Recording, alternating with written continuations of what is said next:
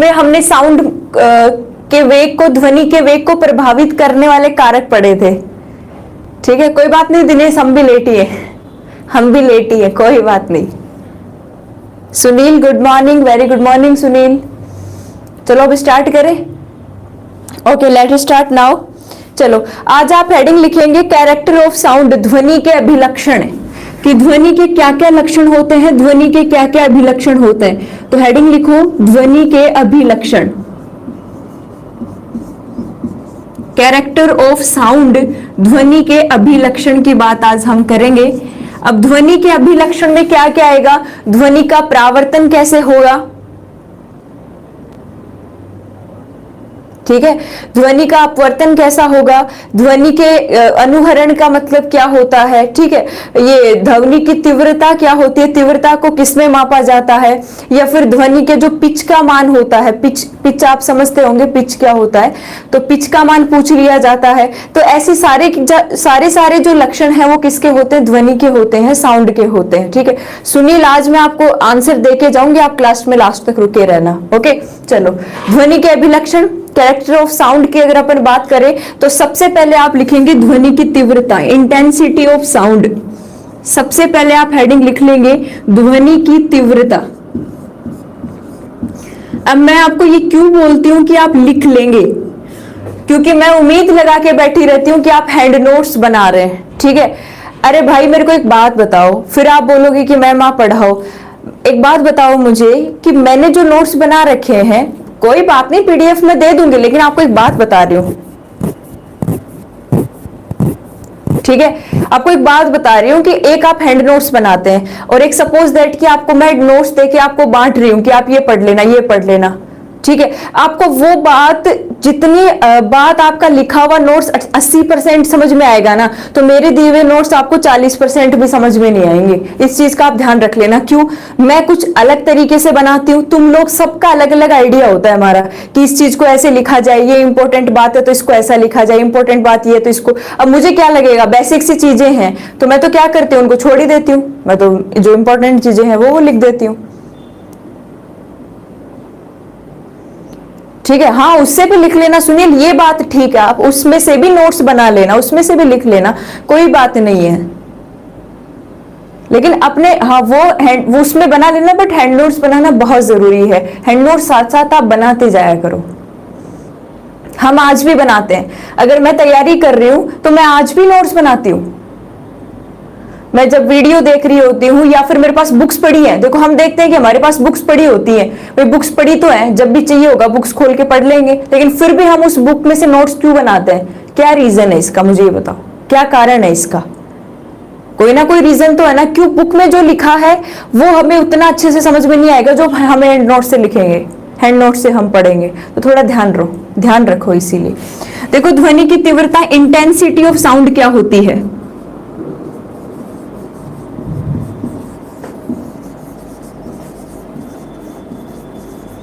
Intensity of sound, ध्वनि की तीव्रता क्या होती है। देखो ज्यादा सवाल तो आपसे पूछा नहीं जाता। देखो इंटेंसिटी, तीव्रता का मतलब तो समझ गए होंगे कि ध्वनि की तीव्रता क्या है।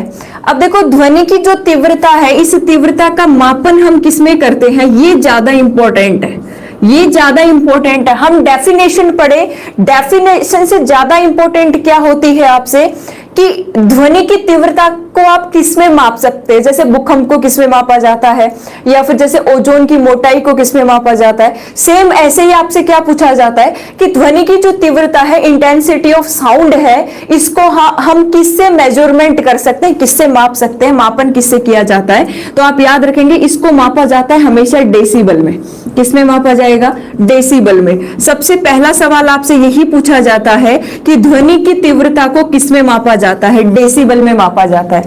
जैसे आपने सुना होगा, सवाल पूछ लिया जाता है कि निम्न में से कौन सी डेसिबल की ध्वनि, सवाल क्या पूछा जाता है, निम्न में से कौन से डेसिबल की ध्वनि नॉइस पोल्यूशन या ध्वनि प्रदूषण का कारण बनती है। तो आपको दिया हुआ आता है 45 decibel, 40 decibel, 90 decibel, 95 decibel, 120 decibel, ऐसे आपको वैल्यू दी हुई होती है और उनमें से आपको डिफाइन करना होता है कि कौन सी वैल्यू ऐसी है जो ध्वनि प्रदूषण का कारण बनती है। तो बेसिकली हम पढ़ते ही हैं कि अगर ध्वनि की तीव्रता 90 डेसिबल से ऊपर हो जाती है, विश्व स्वास्थ्य संगठन के द्वारा यह बताया गया है कि अगर ध्वनि की तीव्रता 90 डेसिबल से ऊपर हो जाती है तो वो ध्वनि प्रदूषण का कारण बनती है। और एक नगर के लिए, एक सिटी के लिए अगर ध्वनि प्रदूषण ना हो, इसके लिए जो तीव्रता होनी चाहिए ध्वनि की वो 45 डेसिबल होनी चाहिए। एक सिटी के लिए 45 डेसिबल से भी ज्यादा जा रही है तो भी वो हमारे कानों के लिए नुकसानदायक है। लेकिन ध्वनि प्रदूषण का कारण कब बनती है? जब उसकी तीव्रता 90 डेसिबल से क्या हो जाती है? ज्यादा हो जाती है। ये बात किसके द्वारा बताई गई है? विश्व स्वास्थ्य संगठन WHO के द्वारा, वर्ल्ड हेल्थ ऑर्गेनाइजेशन के द्वारा। इस बात का आप ध्यान रखेंगे। तो ध्वनि की तीव्रता का मापन हम हमेशा किसमें करते हैं? डेसिबल में करते हैं। अब आपको देखो कुछ कुछ ऐसे, जैसे कि विद्युत मोटर का पूछ लिया या फिर वायुयान का पूछ लिया, या फिर जैसे मान लो कि हम सामान्य बातचीत कर रहे हैं, नॉर्मल, जैसे मान लो मैं बोल रही हूँ, मैं आपके सामने बोल रही हूँ तो मेरी जो साउंड है, सामान्य बातचीत सामान्य हो रही है हमारी, नॉर्मल, हम चिल्ला चिल्ला के थोड़ी बोल रहे हैं। चिल्ला चिल्ला के मतलब जब अपन को गुस्सा आता है, और गुस्सा आता है तो हम ऐसे लगता है जैसे पता नहीं हम ही है और कोई है ही नहीं, यहाँ पे डिस्टर्ब होने वाला कोई है ही नहीं, हम ही है। तो गुस्सा आता है तो हम जोर जोर से बोलते हैं, मैं तेरी ऐसे कर दूं, वो कर दूं, ऐसे कर दूं, बोलते हैं ना जोर जोर से।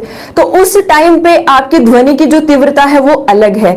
और इस टाइम पे जब मैं आपके सामने बोल रही हूँ तो मेरी जो साउंड है वो नॉर्मल है। अपन नॉर्मल बातचीत कर रहे हैं, हम पढ़ रहे हैं, हम डिस्कस कर रहे हैं, तो ये नॉर्मल बातचीत है, ठीक है। तो ऐसे कुछ सवाल पूछ लिए जाते हैं। तो सबसे पहले आप एक टेबल के थ्रू लिख लो, एक तरफ लिख लो, वैसे सीधा भी लिख सकते हैं। जैसे मान लो सबसे पहले आपसे पूछा गया कि नॉर्मल जो बातचीत होती है, साधारण बातचीत, सीधा सवाल पूछ लिया जाता है कि साधारण बातचीत में ध्वनि की तीव्रता कितनी होती है, साधारण बातचीत में कितनी डेसिबल की साउंड होनी चाहिए। कुलदीप राचिक बता रहे 5 से 10 डेसिबल। नहीं, इतनी भी कम नहीं होनी चाहिए कुलदीप कि कोई सुने ही नहीं। इतनी कम तो शायद ससुराल में लड़कियों को बोलना पड़ता है, 5 से 10 डेसिबल की। तो बट आजकल तो वो भी नहीं है, आजकल तो वो भी नहीं है, हम भी आजकल खुल के बोल सकते हैं। हाँ बिल्कुल कुलदीप, अब की बार आया सही लाइन पे। लगभग 20 से 30 या फिर हम कितनी मानते हैं, 30 से 40 डेसिबल तो हो सकती है भाई, 30 से 40 डेसिबल। जब हम नॉर्मल बातचीत कर रहे होते तो नॉर्मल बातचीत के अंदर जो ध्वनि की तीव्रता होगी वो कितनी होगी आपकी? 30 से 40 डेसिबल की होगी, ठीक है। प्रवीण कुमार 45 डेसिबल की नहीं, 40 से ऊपर तो जाना ही नहीं चाहिए।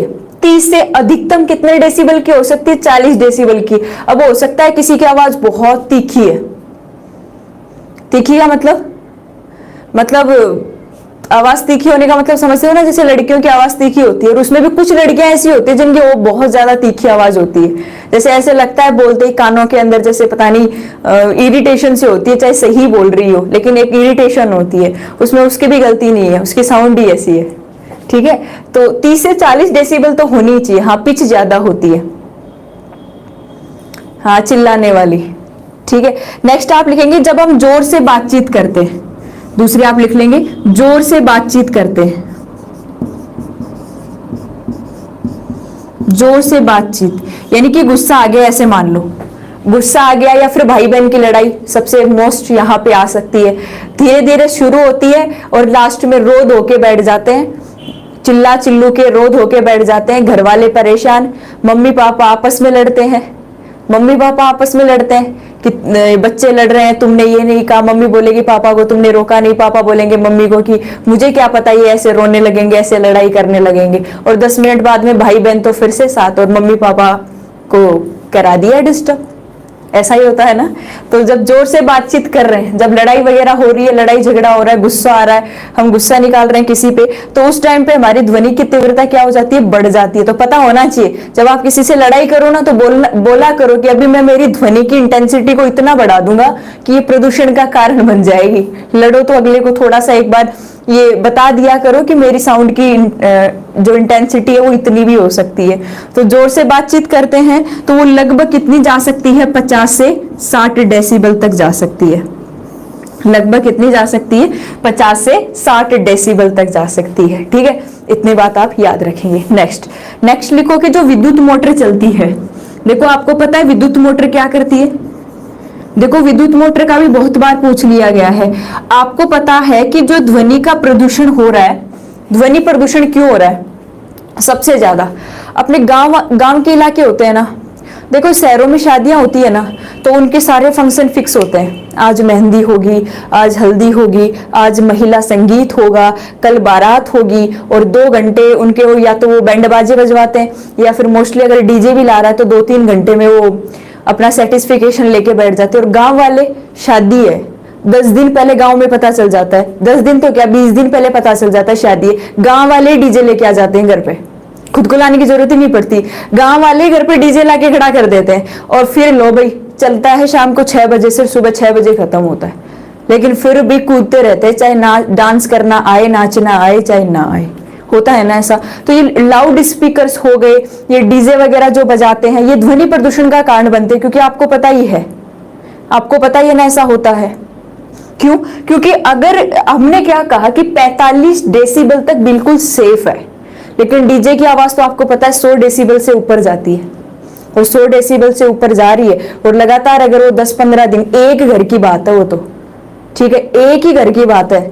अब कितने घरों में ऐसा होता होगा वो तो हम सोच ही नहीं सकते। और कोई हमें ये बोले ना कि क्यों ध्वनि प्रदूषण क्यों कर रहा है, अरे तेरे बहुत पड़ी है, नाच ले, नाचनो है तो नहीं निकल ले यहाँ से, बोलते हैं ना ऐसे, तो बेचारे कि उसकी भी नहीं चलने देते, उसकी भी वहीं उतार देते हैं कि तू भी जा। तो ऐसा ही होता है गाँव में, कुछ भी हो सकता है, याद रखो। नेक्स्ट विद्युत मोटर, देखो विद्युत मोटर की जो ध्वनि की तीव्रता है वो लगभग कितनी होती है, 110 डेसिबल होती है, 110 डेसिबल की होती है। कितनी होगी, विद्युत मोटर के अंदर जो साउंड की तीव्रता होगी वो 110 डेसिबल की होगी। नेक्स्ट लिखो सायरन। सायरन तो सुना होगा ना आपने, सीटी बजाते हैं। हाँ, मजे तो गांव में ही है, बिल्कुल। मैं खुद इस बात से आज 10 साल से मैं बाहर हूं, लेकिन जब गांव जाते हैं तो ऐसे लगता है कि यार काश हम भी यहाँ होते। और गांव वाले परेशान होते, गांव वाले सोचते हैं कि सिटी में रहने वाले पता नहीं कितने खुश होंगे, कितनी अच्छी लाइफ जी रहे होंगे। ठीक है, सायरन की आवाज तो सुनी होगी ना, हाँ बिल्कुल, पुलिस की सायरन। और कई आजकल क्या है कि थोड़ा वो चल रहा है, मतलब ये भी गाँव के लोग ही करते हैं, जब नई नई बाइक लाते हैं, बस लेके आते हैं। देखो आपने बस में भी देखा होगा सायरन की आवाज, एम्बुलेंस जैसी आवाज लगवा लेते हैं, या फिर पुलिस की गाड़ी की जैसे आवाज लगवा लेते हैं, फिर रात को 10 बजे उसको लेके आते हैं, पूरे गांव को जगाते हैं कि पुलिस की गाड़ी आ रही थी, और वो सायरन बजाते हुए आते हैं, रोकते नहीं है उसको। तो ये सब भी गांव में चलता है, शहरों में तो ऐसा चलने ही नहीं देते। क्यों? लोग इतना बिजी होते हैं कि अपने लाइफ के अंदर उनका टाइम पूरा पोछा भारी में निकल जाता है, सिंपल सी बात ये है। और गांव वाले ये पोछा भारी करने के साथ साथ, खेती करने के साथ साथ, और मजे भी लेते रहते हैं साथ साथ में, तो वो होती है एक लाइफ। तो सायरन, अगर अपन सायरन की बात करें, कोई सायरन अगर बजा रहे हैं तो इस सायरन के अंदर कितनी तीव्रता की डेसिबल की क्या होगी, ध्वनि होगी, बिल्कुल। तो आप याद रखेंगे 110 से 120 डेसिबल। तो हमें पता है कि 90 डेसिबल से ऊपर जाती है तो ध्वनि प्रदूषण का कारण बन जाती है। अगर ये सायरन भी रेगुलर बजती है, हाँ, खास तौर पे बुलेट, जो आजकल बुलेट चल रही है, जिसको लोग मतलब अपना एक शौक मान रहे हैं कि यार मैं बुलेट पे बैठ गया, मैं तो शाही फैमिली से बिलोंग करता हूँ। अबे तू शाही फैमिली से बिलोंग करता है, कोई बात नहीं, तो इससे क्यों पूरी दुनिया को जगा रहा है?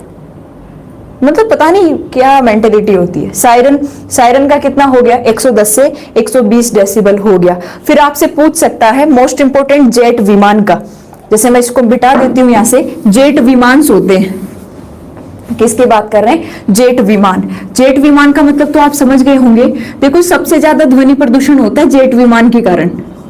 सबसे ज्यादा जो ध्वनि प्रदूषण होता है ये इन्हीं वायुयानों के कारण और जेट विमान के कारण होता है। और लगभग कितना होगा, 140 से 150 डेसिबल, लगभग सबसे ज्यादा होता है इससे।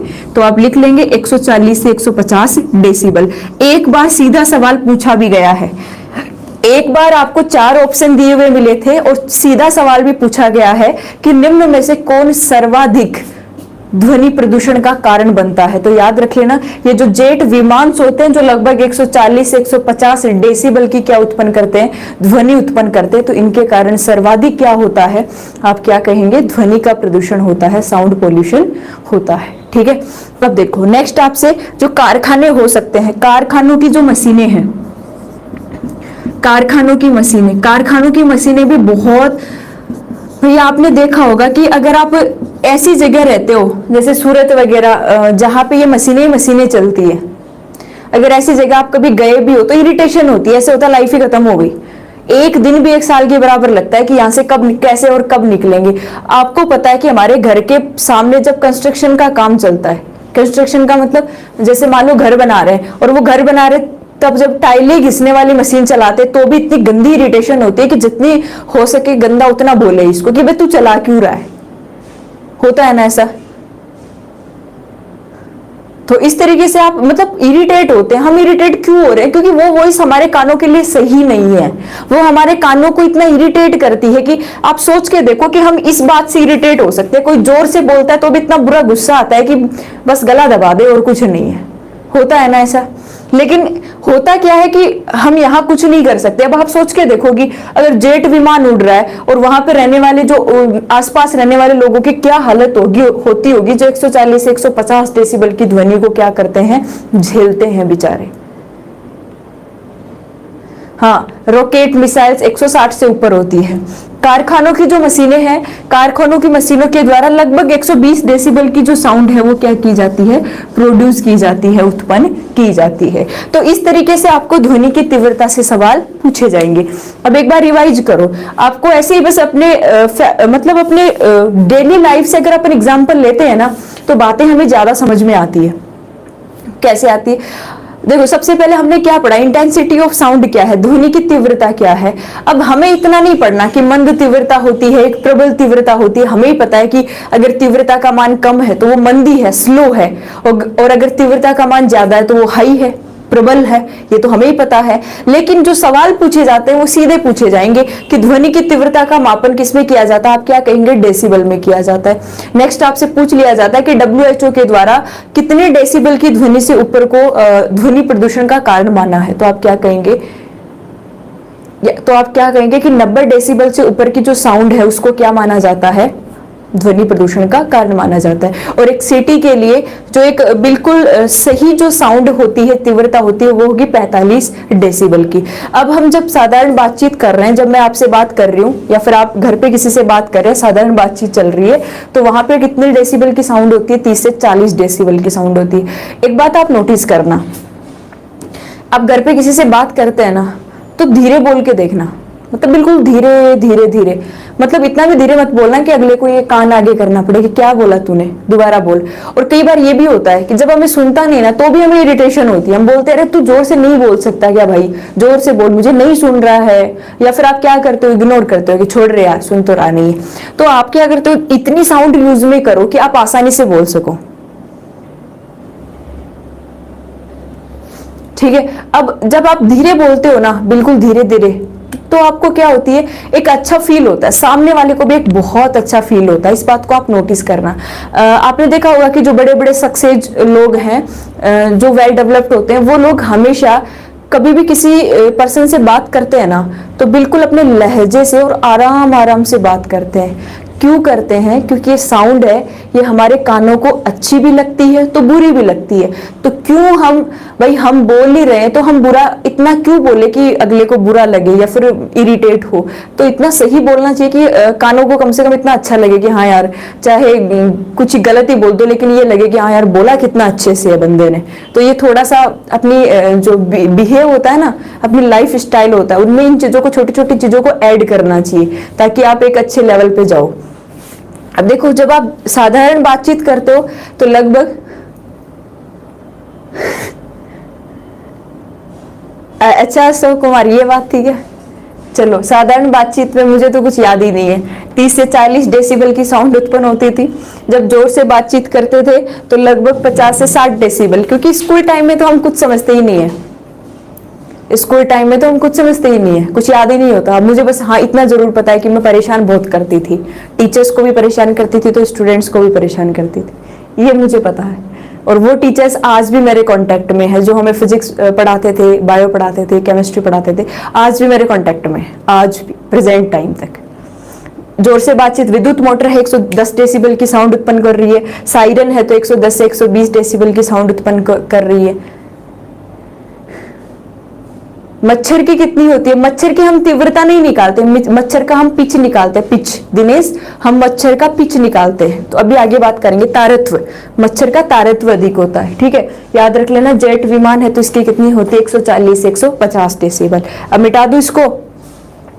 चलो अब मुझे एक बात बताओ, आप कुछ बेसिक सी बातें हैं, जैसे आपने नोटिस किया होगा। अब ये मत बोलना कि मैम हमने कभी, हम पटरियों पे कभी गए ही नहीं, हमने कभी ये सब देखा ही नहीं, ऐसा मत बोलना कभी, क्योंकि पटरियों पे तो सब गए होंगे, और खास तौर पर लड़कों का जो टाइम पास होता है ना, वो पटरियों पे ही होता है। ये बात तो मैंने नोट कर रखी है, ठीक है। अब देखो, जैसे मान लो कि रेल की पटरियां होती है, रेल की पटरियां हैं, सब जानते हो तुम लोग, बेवकूफ मत बनाना मुझे। जो रेल की पटरियां होती है, रेल की पटरियों पे जब जोर से मारते हैं, क्या मारते हैं? जोर से मारते हैं। जैसे मान लो हथौड़े की मारी, तो आप जब उस रेल की पटरी पे जहां मारी है, उसकी थोड़ी दूरी पर जब आप कान लगा के सुनते हो ना, तो 2 बार साउंड सुनाई देती है। कितनी बार साउंड आती है? 2 बार साउंड आपको सुनाई देती है। और शायद ये बात आपने नोटिस कर रखी होगी, क्योंकि अगर कोई बंदा मतलब जिसका माइंड थोड़ा शार्प होता है ना, शार्प का मतलब हर चीज में कुछ नई खोजने की कोशिश करता है। अब ये नहीं कि कोई पटरियों पे हथौड़ा मार रहा है तो हम जाके उसको ये पूछे, भाई तू हथौड़ा क्यों मार रहा है? जबकि जो अरे ऊर्जा विनाश, जो समझदार बंदा होता है ना, जो समझदार बच्चा होता है, ठीक है, तो जो समझदार बंदा होता है वो क्या सोचता है कि हथौड़े की मारी क्यों जा रही है, और इसके कारण ये हो क्या रहा है, क्या हो रहा है, क्या चल रहा है, ठीक है। तो ऐसा सब होता है। तो मतलब दोनों का माइंड देखो कितना चेंज है। जैसे मान लो कोई किसी ने पटरियों पे मारी आपके सामने हथौड़े की, और आप क्या सोच रहे हो, अबे बेवकूफ इंसान है यार, हथौड़े की मार रहा है पटरियों पे, तो भाई खुद थोड़ी गिरेगा पटरियों पे, सही कर रहा है वो उनको। तो उस टाइम पे जो साउंड बन रही है, जो ध्वनि बन रही है, वो आपको 2 बार क्यों सुनाई देती है?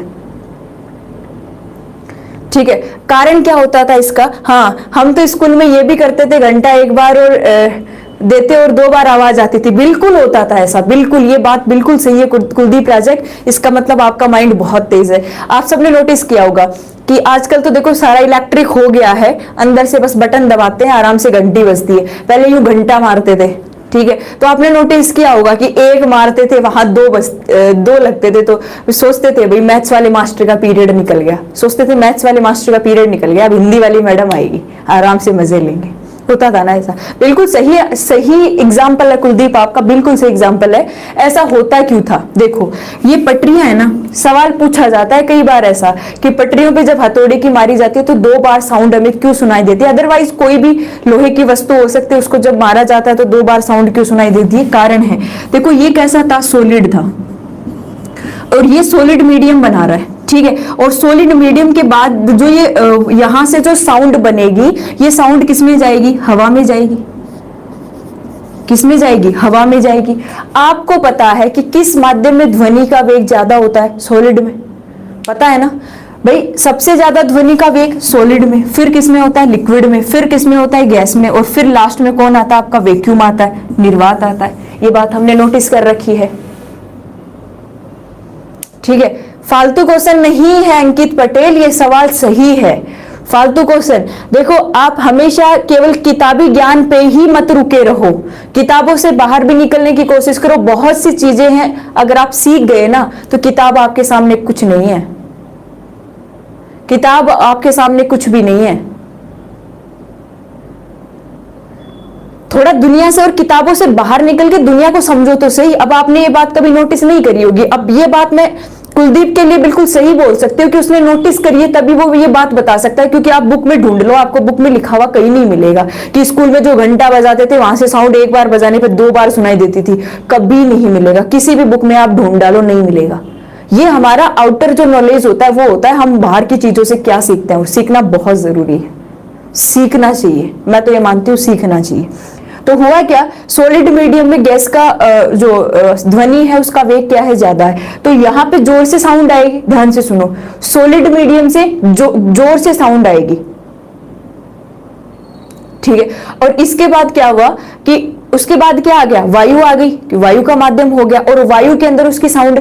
अब जैसे हम कहां से सुन रहे हैं, हम तो एनवायरमेंट में बैठे हैं ना, तो वहां पे क्या हुई कि जिसने घंटा बजाया तो एक बार जोर से आवाज आई और वो वहां से थोड़ा सा हटा तो उसको दूसरी बार वायु में एक हल्की सी साउंड और सुनाई दी, जो हमें सुनाई देती है, ठीक है। तो दो बार आपको साउंड सुनाई दी। सेम ऐसे ही पटरियों में होता है कि जब पटरियों पे हथौड़े की मारी जाती है, तो जब आप सुन रहे हैं तो एक बार जब पटरियों के पास में अगर आप खड़े हैं तो वो सॉलिड में जो साउंड आई है वो सुनाई देगी, लेकिन वहां से अगर आप थोड़ा सा हट गए तो आपको क्या सुनाई देगी, एक हल्की सी साउंड और सुनाई देगी, जबकि आपने मारा कितनी बार है, एक बार मारा है। तो उसका कारण होता है वहां पे दो माध्यम बन जाते हैं। कितने मीडियम बनते हैं, सवाल पूछ लिया जाता है कई बार कि ऐसा कारण क्या होता है, क्योंकि दो मीडियम बन जाते हैं। पहला मीडियम कैसा था, सॉलिड था, तो ध्वनि का वेग ज्यादा था, तो आवाज हमें, ध्वनि का वेग ज्यादा था तो ध्वनि आगे तक गई, और जैसे ही वो ध्वनि हमारे तक पहुंची तो वहां पे कौन सा हुआ, एनवायरमेंट आ गया, एयर बन गई, और एयर के अंदर ध्वनि का वेग क्या हो गया, कम हो गया। तो दो मीडियम बनते हैं।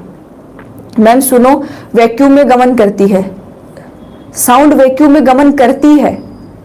बहुत कम परिस्थितियां ऐसी होती है जहां प्रेशर बन सकता है ना, अगर वैक्यूम में प्रेशर बन सकता है ना तो साउंड गमन कर सकती है, विदाउट प्रेशर के साउंड गमन नहीं कर सकती वैक्यूम में। ये बात है अविनाश कुमार, ठीक है। चलो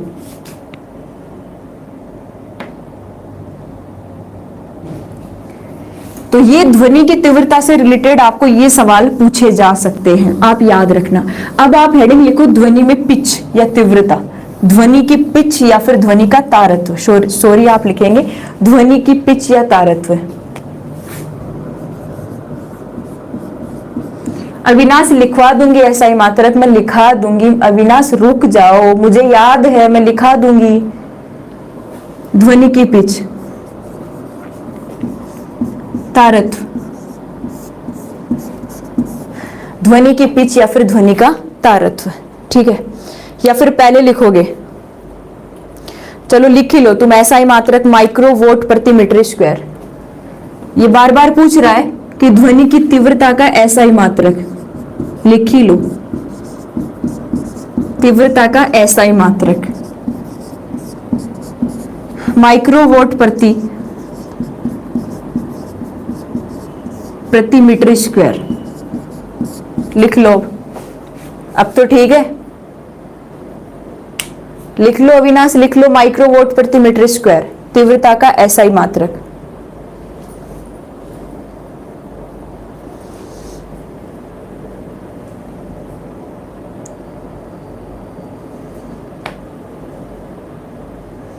वही कंडीशन हो जाती है ना परवीन, वो की वो स्थिति बनेगी वहां भी, ठीक है। चलो देखो ध्वनि की पिच या ध्वनि का तारत्व क्या होता है,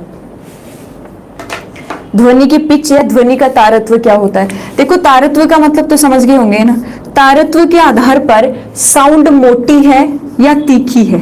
मोटी का मतलब आप ग्रेव बोल सकते हैं, ग्रेव, मोटी का मतलब ग्रेव, ठीक है। मोटी है या फिर श्रिल है, श्रिल का मतलब तीखी। तारत्व के आधार पर हम ये पता लगाते हैं कि साउंड भारी, मोटी या फिर आप क्या बोल सकते हैं, भारी भी बोल सकते हैं, कि साउंड भारी है या फिर क्या है, तीखी है। किसके आधार पर पता लगाया जाता है, ध्वनि के तारत्व के आधार पर, पिच के आधार पर, ठीक है। जैसे आपने सबसे देखो तारत्व है, ये भी दो प्रकार का होगा, तारत्व है ये कितने प्रकार का होगा, पिच है ये दो प्रकार का होगा। एक ऐसा होता है मंद तारत्व, एक क्या होगा, मंद तारत्व, और एक क्या होगा, प्रबल तारत्व। मंद तारत्व और प्रबल तारत्व। अगर मंद तारत्व होता है, स्लो पिच होता है, तो उसकी आवाज कैसी होगी, भारी होगी, तो साउंड कैसी होगी, भारी होगी। और अगर प्रबल तारत्व होता है तो साउंड कैसी होगी, तीखी होगी, तो साउंड कैसी होगी, तीखी होगी, ध्वनि कैसी होगी, तीखी होगी। जैसे आपने देखा होगा कि भाई इस तरीके से अगर कोई साउंड चलती है, इस तरीके से, एक मिनट, अगर इस तरीके से कोई साउंड चलती है ना, इसे आप कहते हैं मंद तारत्व, ये हो गया आपका मंद तारत्व। बट इसके अपोजिट अगर इस तरीके से कोई साउंड मूव करती है, बिल्कुल इस तरीके से, इसे आप कहते हैं प्रबल तारत्व। इसे आप क्या कहते हैं? प्रबल तारत्व कहते हैं। डिफरेंस आपको पता चल रहा होगा, डिफरेंस आपको पता चल रहा होगा, ठीक है। देखो ये मंद तारत्व है, साउंड जब आराम आराम से चल रही है, ठीक है, और साउंड क्या है? भारी है, निकलने में जोर आ रहा है। तो तीखी आवाज है वो जल्दी निकल जाती है। और तीखी क्यों होती है? क्योंकि हमारे जो लेरिंग्स के अंदर जो पाए जाने वाले जो उपास्थि होती है, कार्टिलेज होती है, अगर वो जल्दी कंपन कर सकती है तो साउंड उतनी ही तीखी होगी, और अगर कंपन कम होते हैं तो साउंड उतनी ही क्या होगी? भारी होगी, ठीक है, मोटी होगी। ये डिपेंड करता है हमारे स्वर यंत्र पे। तो याद रखना कि मंद तारत्व का मतलब साउंड देखो ऐसे आराम आराम से चलेगी, थोड़ी टाइम लेके। लेकिन अगर अपन उच्च तारत्व की बात करें, प्रबल तारत्व की बात करें, तो बिल्कुल क्या निकलती है कि कभी प्लस में जाती है, कभी माइनस, कभी प्लस, कभी माइनस, तो बिल्कुल स्पीड से निकलती है। और कैसी होती है? तीखी होती है। जैसे आपने देखा होगा कि अगर मैं मंद तारत्व के एग्जाम्पल की बात करूं कि किसका तारत्व कम है, तो मनुष्य में अगर अपन बात करें तो मनुष्य के अंदर जो पुरुष होते हैं, मनुष्य में जो पुरुष होते हैं, देखो पुरुषों की जो आवाज है वो कैसी होती है? भारी होती है। आप सबने नोटिस किया होगा पुरुषों की आवाज कैसी होती है? भारी होती है। क्यों? क्योंकि उनका तारत्व क्या होता है? कम होता है। किसकी तुलना में? महिला की तुलना में। तो आप क्या लिखेंगे? प्रबल तारत्व किसका हो गया? महिला का, फीमेल का। अगर मनुष्य की बात करें, अगर मनुष्य में बात करें, पुरुष और महिला का कंपेयर करें, तो पुरुषों की आवाज कैसी होती है? भारी होती है। पुरुषों की आवाज कैसी होती है? भारी होती है। क्यों? क्योंकि उसका तारत्व क्या होता है? कम होता। लेकिन महिलाओं की आवाज क्या होती है? तीखी होती है, ठीक है। और वो एक जो किशोर अवस्था होती है हमारी, किशोर अवस्था के बाद में ये सब चेंजेस आते हैं कि जैसे ही हम 16-14 साल को पार करते हैं, 13-14 साल को पार करते हैं, तो उसके बाद क्या होता है? लड़कियों की जो आवाज है वो तीखी हो जाती है। क्यों? उनका तारत्व प्रबल हो जाता है। लेकिन जो पुरुष होते हैं या फिर जो लड़के होते हैं, उनकी आवाज क्या हो जाती है? भारी हो जाती है। और आवाज से ही हम पता लगा सकते हैं कि ये लड़की है या फिर ये क्या लड़का। अब कई बार ऐसा हो भी सकता है कि कुछ लड़के ऐसे होते हैं जिनकी आवाज पतली होती है, ठीक है। देखो लड़कियों की आवाज भारी होना तो बहुत कम चांसेस मिलता है, लेकिन मोस्टली ये देखा गया है कि कई लड़के कई बार ऐसे होते हैं कि जिनकी आवाज पतली होती है भारी होने के बजाय, ठीक है। तो उनको कहा जाता है ना कि तेरे में मर्दानगी नहीं है। तो याद रख लेंगे मंद तारत्व पुरुषों का। और बच्चों की बात की जाए, बच्चों की, तो बच्चों का भी तारत्व कैसा होता है? प्रबल होता है। आपने देखा होगा कि जब बच्चा रोता है तो कितनी तीखी आवाज आती है। जब बच्चा रोता है तो कितनी तीखी आवाज आती है। क्यों आती है?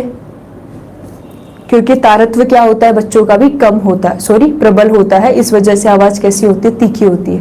देखो सबसे ज्यादा जो तारत्व होता है ना, सबसे प्रबल तारत्व वो किसका होता है? मच्छर की आवाज का होता है। मच्छर, मॉस्किटो, सबसे प्रबल तारत्व की साउंड जो देखी गई है वो मच्छर की देखी गई है। आपने देखा होगा, आप सो रहे हो आराम से, अच्छे सपने आ रहे हैं, अब हुआ क्या एकदम से, जैसे मान लो सपने में आप घूमने गए स्विट्जरलैंड, कि सपने में हम कहीं भी जा सकते हैं। देखो जो जगह हमारा माइंड इतना ज्यादा मतलब एक्टिव है कि हम उसको बस काम में नहीं लेते। आपने देखा होगा कि जिस जगह पे हम गए नहीं होते ना, सपने में हम उस पूरी जगह को घूम लेते हैं। देखा होगा आपने, ये नोटिस किया होगा। भाई जिस जगह के बारे में हम जानते ही नहीं है, बस नाम सुना है, स्विट्जरलैंड होता है स्विट्जरलैंड।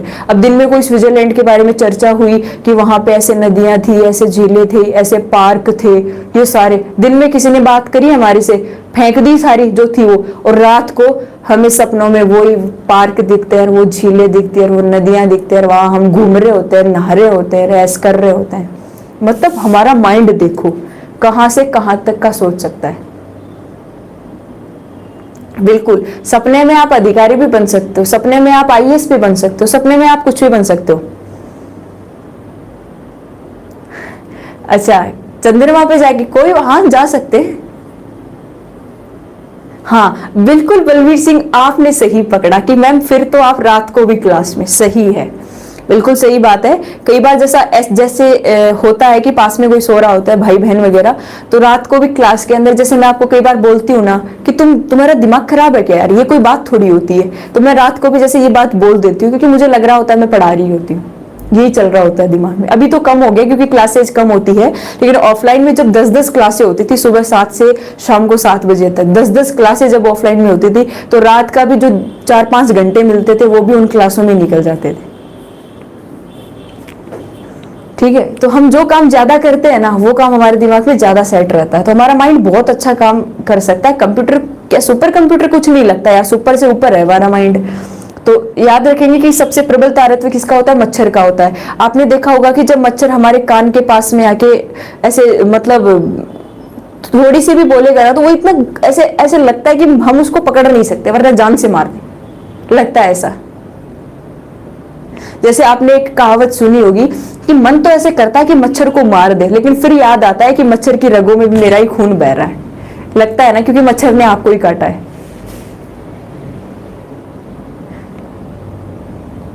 तो याद रखना, प्रबल तारत्व किसका हो गया, मच्छर का हो गया, महिलाओं का हो गया, बच्चों का हो गया। मंद तारत्व की बात करें तो पुरुष हो गए। और शेर भी आप याद रख सकते हैं, शेर की दहाड़, शेर की दहाड़। शेर जब दहाड़ता है ना, शेर जब दहाड़ता है, ठीक है, तो आपने सुना होगा कि शेर जब दहाड़ता है तो उसकी साउंड इतनी भारी होती है, मतलब तीखी नहीं होती, ठीक है। साउंड आपने देखी कि वो दहाड़, जब शेर की दहाड़ आ रही है तो वो तीखी नहीं होती, वो मोटी होती है। तो ये होता है तारत्व। यानी हम तारत्व के बेसिस पर साउंड का ये पता लगा सकते हैं कि ध्वनि मोटी है या फिर कैसी है, तीखी है। अब आप कोई भी एग्जाम्पल, आपको 4 एग्जाम्पल दे दिए, ठीक है। अब आप तुलना कर सकते हो। तुलना कैसे कर सकते हो, क्योंकि साउंड का तो हमें पता ही है ना भाई, ध्वनि। जैसे आपसे पूछ लिया जाए कि पुरुष, महिला, बच्चे और अदरवाइज कोई भी एग्जाम्पल दे दिया, जैसे मच्छर दे दिया कि इनमें किसका तारत्व अधिक है, तो आप क्या कहेंगे, मच्छर का, फिर बच्चों का, फिर महिला का, फिर पुरुष का, ठीक है। इस तरीके से आप इनको बता सकते हैं। तो तारत्व के आधार पर आवाज मोटी होती है या फिर कैसी होती है, हल्की होती है। मंद तारत्व किसका होगा, जिसकी आवाज क्या होगी, भारी होगी। मैडम एक बार आप सुनाओ, तीखी आवाज कभी सुनी नहीं। दिनेश ऐसे कैसे हो सकता है यार, अगर आप इंडिया में रह रहे हो और इंडिया के अंदर आप धरती, मतलब अगर हम इंडिया के अंदर एक ह्यूमन प्रजाति के रूप में रह रहे हैं, तो ऐसा कैसे पॉसिबल हो सकता है कि हमने तीखी आवाज आज तक सुनी नहीं। ऐसा कैसे हो सकता है। मच्छर भिनभिनाता है अपने फूड के लिए, तब वो आवाज निकालता है, और वो उसकी सबसे बड़ी कमी होती है। अगर वो चुपचाप काट के खून पी के चला जाए ना, तो वो ठीक है, बट ऐसा नहीं होता। उसको मजा, मतलब अपना फूड देख के उसको एक खुशी होती है। जैसे आपने एक बात सुनी होगी, जैसे मैं बताती हूँ, जैसे आपने सुना होगा कि मगरमच्छ के आंसू, जो घड़ियाल होता है ना, घड़ियाल, वो रोता क्यों है। भाई ये सवाल बेसिकली मेरे खुद के टीचर ने मेरे से किया था कि घड़ियाल रोता क्यों है, भाई घड़ियाल के आंसू क्यों आते हैं, घड़ियाल क्यों रोता है। और बेसिकली हिंदी का टीचर है, वो हमें एक कहावत भी बताते थे कि क्यों घड़ियाल जैसे आंसू निकाल रहे हो। जैसे मान लो हम रो रहे हैं, तो कई बार हमें घर वाले भी बोलते हैं कि क्यों घड़ियाल जैसे आंसू निकाल रहा है। कारण क्या होता है इसका, क्या रीजन है इसका, मतलब कई कारण होता है इसका। क्योंकि घड़ियाल जब अपने भोजन को देखता है ना, तो भोजन को देख के उसको इतनी खुशी होती है कि उसकी आंखों से आंसू निकल आते हैं। उसकी आंखों से क्या निकल आते हैं, आंसू निकल आते हैं। मतलब आप सोच के देखो कि उसको अपना भोजन मिला है। घड़ियाल को, एलिगेटर को, एक समुद्री जीव है, मगरमच्छ के साथ रहता है, तो घड़ियाल को जब उसका भोजन मिलता है तो उसकी आंखों से आंसू निकल जाते हैं। और वो किसके आंसू होते हैं, खुशी के आंसू होते हैं। तो घड़ियाल कभी दुख में नहीं रोता, घड़ियाल खुशी में रोता है। और कई बार हमारे साथ भी होता है, इमोशंस जिस व्यक्ति में ज्यादा होते हैं, जैसे मैं मेरी बात करती हूँ कि मेरे अंदर बहुत इमोशन है, कंट्रोल करनी, ऐसे मान लो कि बहुत कंट्रोल कर लिया, लेकिन फिर भी 1 साल के अंदर कम से कम 2 से 3% कंट्रोल हुआ होगा, लेकिन कंट्रोल नहीं होता। चाहे दुख हो, चाहे खुशी हो, चाहे कुछ भी हो, एक बार तो आंसू निकलते ही निकलते हैं। वो होता है हमारे इमोशंस होते हैं। तो हमारे इमोशंस को हम कैसे दर्शा सकते हैं, कैसे दिखा सकते हैं, तो इस बात का आप याद रखना। मच्छर की भिनभिनाहट तो शेर की दहाड़ से भी ज्यादा लेकिन तीखी है ना परवीन कुमार, तीखी है ऐसी। तो इस बात को आप याद रखेंगे। ये आपका तारत्व कंप्लीट हो गया। तारत्व से आपसे ऐसे सवाल पूछे जाएंगे। ये बात भी आप याद रखेंगे कि ध्वनि की पिच या ध्वनि का तारत्व क्या होता है।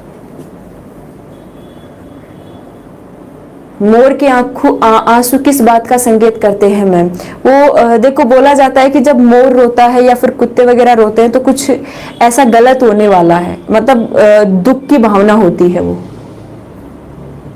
आपका हाइपोथैलेमस ठीक नहीं होगा। हाइपोथैलेमस ठीक है, ज्यादा एक्टिव रह गया, निकलवा दे तो ठीक है, ज्यादा एक्टिव रह गया। चलो अब आप हेडिंग लिखेंगे ध्वनि का डॉपलर प्रभाव, ध्वनि का डॉपलर इफेक्ट। ध्वनि का डोपलर इफेक्ट, डोपलर प्रभाव। हेडिंग लिखो, ध्वनि का डोपलर प्रभाव, डोपलर इफेक्ट। जब मैं ऑफलाइन में पढ़ाती थी तो बच्चे हैं वो 2-2 घंटे पढ़ने के बाद भी ये बोलते थे कि मैम थोड़ा सा और पढ़ा दो।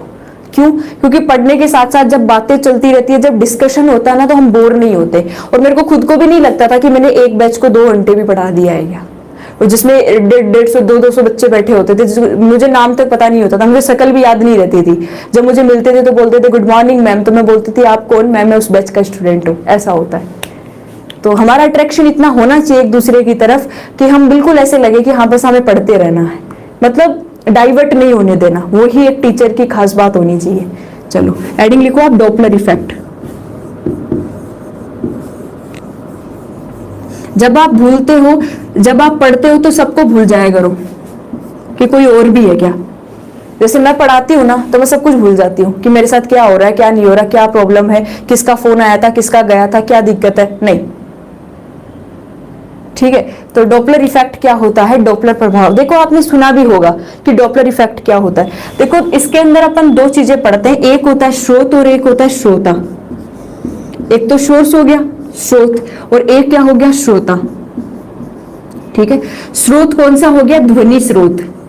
अगर अपन ध्वनि का डॉपलर इफेक्ट पढ़ रहे हैं ना, ये ऑनलाइन, अंकित पटेल बोल रहे हैं ऑनलाइन है, कोई दिक्कत नहीं है।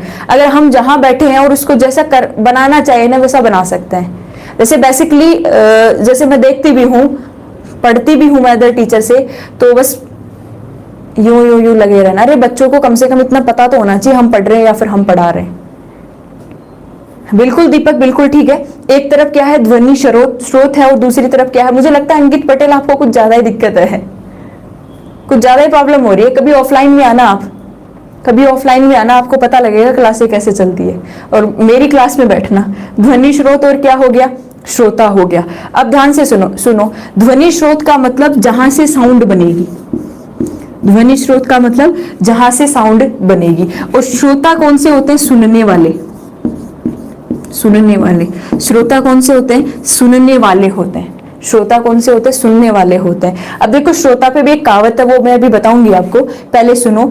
देखो अगर ध्वनि स्रोत श्रोता के पास में है, श्रोता के पास में आता है, पास में, जैसे जैसे पास में आता है तो हमें ध्वनि अधिक सुनाई देती है।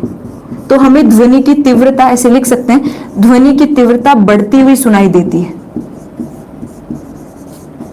बढ़ती हुई सुनाई देती है, सुनाई देती है। लेकिन अगर जो स्रोत है, जो ध्वनि स्रोत है, वो श्रोता से क्या जाता है? दूर जाता है, श्रोता से दूर जाता है, तो हमें जो साउंड है उसकी तीव्रता कम महसूस होती है, कम महसूस होती है। ठीक है, अरे कभी तो फंसे होंगे ना, फाटक बंद हो जाते हैं कई बार।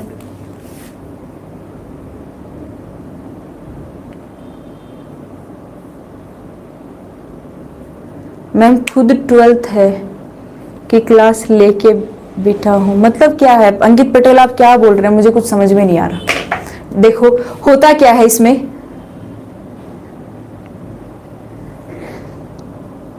अरे एग्जाम है नवंबर में, तो क्या दिक्कत है? एग्जाम देंगे ना,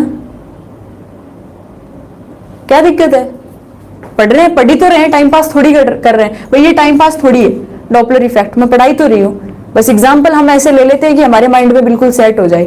तो देखो डॉपलर इफेक्ट का मतलब क्या है कि स्रोत और श्रोता के बीच की दूरी से डिफाइन किया जाता है कि ध्वनि की तीव्रता क्या होगी।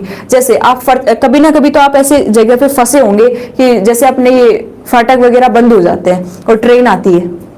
अब ट्रेन दूर से जब हॉर्न मारती है, सीटी मारती है, तो हमें सुनाई कम देता है। क्यों?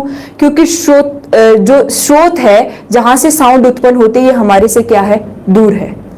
लेकिन जैसे जैसे ट्रेन हमारे पास में आती है, ठीक है, तो ट्रेन की जो सीटी की आवाज है वो हमें, या फिर ट्रेन की जो साउंड है वो हमें बहुत तेज सुनाई देती है। और जब हमारे पास से निकलती है तो ऐसे लगता है जैसे पता नहीं कान का पर्दा है भी कि नहीं है।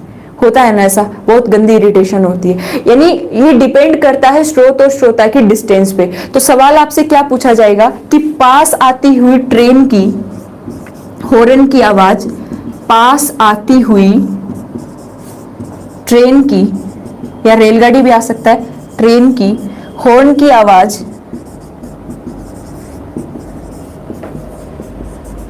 ज्यादा तेज सुनाई देती है,